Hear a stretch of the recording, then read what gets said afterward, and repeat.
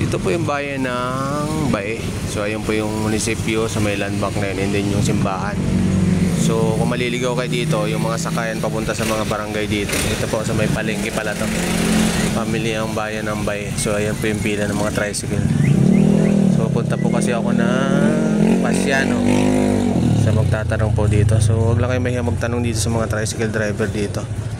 So hindi naman katulad ito sa Metro Manila na minsan tatagayin kayo sa presyo. Dito usually sumusunod sila dun sa permitrix nila. So ayan po, mamaya po pupuntahan natin yung mismong bayan, check natin yung simbahan kung may time. Pero ito po yung pila ng mga tricycle dito. And then dito sa main road na to, dito yung daanan ng mga pupunta Santa Cruz, San Pablo. So galing ng Calamba Crossing.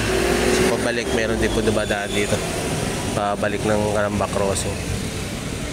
Dito po sa may palengke may ihawan dito. So grabe yung mura nung paninda niya. Kasi yung dalawang malaking atay 30 lang, tapos yung isaw na parang 30 pesos na sa Manila 10 piso lang dito. So ito yung mga ihawan, manok, quick. Ayan. Pero ito yung the best. Ayan, 10 piso lang, din 30. Then yung barbecue nila 25 pesos lang. And then ito po yung simbahan ng San Agustin Church dito sa Bae, Laguna. So Church of the Historical Marker yung nakalagay sa Google Map. So hindi na ako nakapag-video dito. So katabi nito yung munisipyo ng Bae mismo po. Katulad po nung nabanggit ko kanina, papunta ako ng Pasiano, Rizal. So dito pa ako sumakay sa may harap ng palengke. So madalang yung tricycle kasi under construction daw po yung kalsada doon. So ang ginawa ko, naghintay na lang. So ang pasahe dito kapag special 80 pataas. And then kung apat kayo, di hati-hati kayo, tigba 20 lang.